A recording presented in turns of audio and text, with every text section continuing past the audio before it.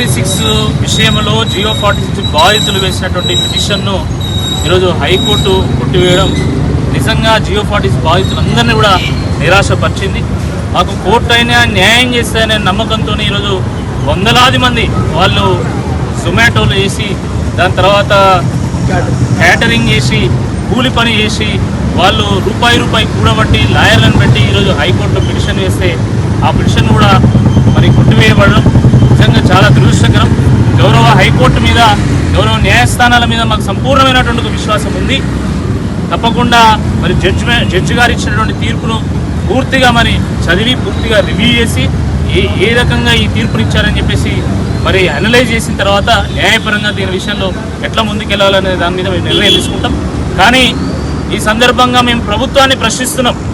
మీరు శాసనసభ ఎన్నికల సందర్భంగా పార్లమెంట్ ఎన్నికల సందర్భంగా తర్వాత జరిగినటువంటి ఖమ్మం, నల్గొండ, వరంగల్ పట్టభద్రుల నియోజకవర్గ ఎన్నిక సందర్భంగా మీరు జియో 46 విషయంలో మీరు ఇచ్చినటువంటి మాట మీద మీ వైఖరి ఏంది? మీరు ఆ రోజు రద్దు చేస్తామని చెప్పి ఎందుకు రద్దు చేయడం లేదు? ఈరోజు మీ నిర్ణయం వల్ల మీ వైఖరి వల్ల ఈరోజు వందల మంది మెరిట్ విద్యార్థులు నష్టపోతూ ఉన్నారు. చాలామంది జియో 46 బాధితులు అంటున్నారు. వాళ్ళు బాధితులు కాదు, హైలీ మెరిటోరియస్ స్టూడెంట్స్. వాళ్ళు 60 మార్కులు వచ్చిన వాళ్ళు ఈరోజు పోలీస్ ట్రైనింగ్ తీసుకుంటుంటే 126 మార్కులు వచ్చే వీళ్ళు కోర్టు మెట్లు ఎక్కి ఈరోజు న్యాయ పోరాటం చేస్తూ ఉన్నారు. చాలా దురదృష్టకరం. ప్రభుత్వం తలుచుకుంటే క్షణంలో ఒక ఉత్తర్వును వాళ్ళు విడుదల చేయొచ్చు. కానీ ఈరోజు మొండికేసి ఓడెక్కదాక ఓడమల్లన్నా, ఓడదిగినాక బోడమల్లన్నా చందంగా ఈరోజు వాళ్ళను అద్దమైకుల్లాగా వాడుకున్నారు.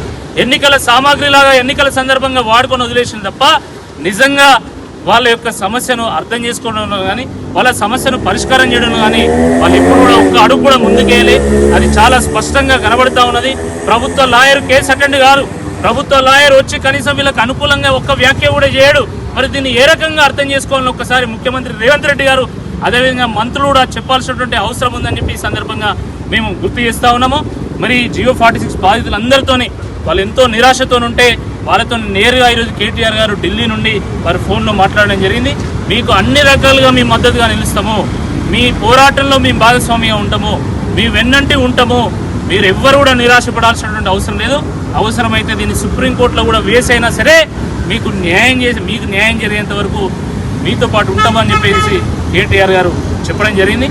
నేను గ్రామీణ ప్రాంతాల్లో ఉన్నటువంటి వందలాది మంది జియో 46 బాధితులందరికీ కూడా, జియో 46 అభ్యర్థులందరూ కూడా నేను విజ్ఞప్తి చేస్తున్నా, మీరు ఎవ్వరు కూడా నిరాశపడాల్సినటువంటి అవసరం లేదు. మాకు తెలుసు మీరు చిన్న కుటుంబాల నుంచి వచ్చిండ్రు, కూలీ నాలి చేసి 100 రూపాయలు కూడబెట్టి మీరు లాయర్లకు ఫీజులు కట్టిళ్ళు. మీరు చిన్న కుటుంబాల నుంచి వెళ్ళి చాలా కష్టపడి కోచింగ్లు తీసుకొని మరి మీరు 120 మార్కులు 126 మార్కులు సాధించిన మాకు తెలుసు. ఆ విషయము మీరు నిరాశపడాల్సినటువంటి అవసరం లేదు. మీ తరపున కొట్లాడడానికి మేము సిద్ధంగా ఉన్నాం. మీరు ఒక నమ్మకంతో ఉండండి. తప్పకుండా న్యాయస్థానాలు మనకు